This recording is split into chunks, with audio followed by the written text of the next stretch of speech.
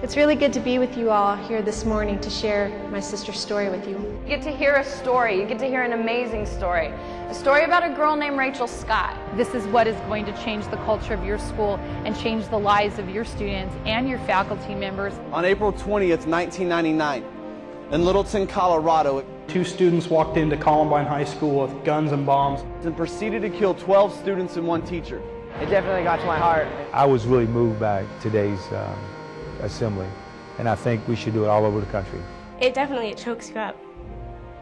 For one thing, it's such a tragedy. So much good has come of it. My daughter Rachel was the first one to be killed in the Columbine tragedy at Columbine High School. Rachel's Challenge today has had an absolute phenomenal impact. It was everything I expected it to be and more. About 2 weeks after her death, her family discovered an essay she wrote for 5th period class.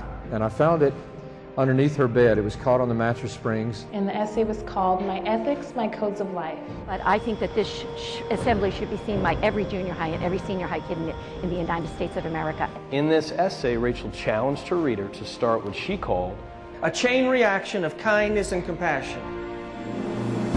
It, reached my heart. That really reached me deeply. It was really good. It really inspired me to be kind. She said, I have this theory. If one person will go out of their way to show compassion, then it will start a chain reaction of the same. People will never know how far a little kindness can go.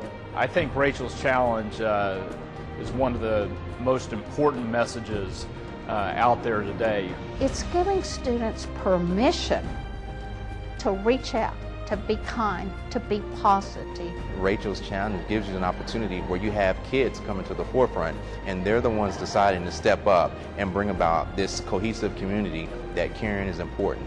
Another goal that Rachel wrote was on the back of her dresser when she was 13 years old.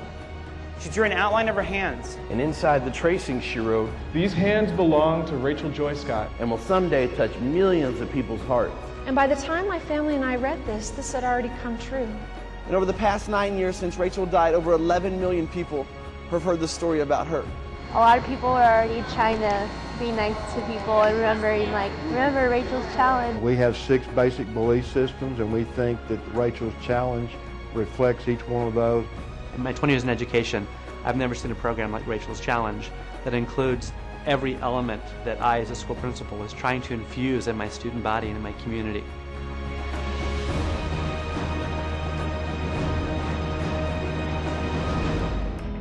Kindness is contagious, and we'll show you how it can spread in a celebration of kindness and service on November 11th, 2011, 11/11/11. Hundreds of businesses and school children will stretch their chains of kindness all across and around the Georgia Dome.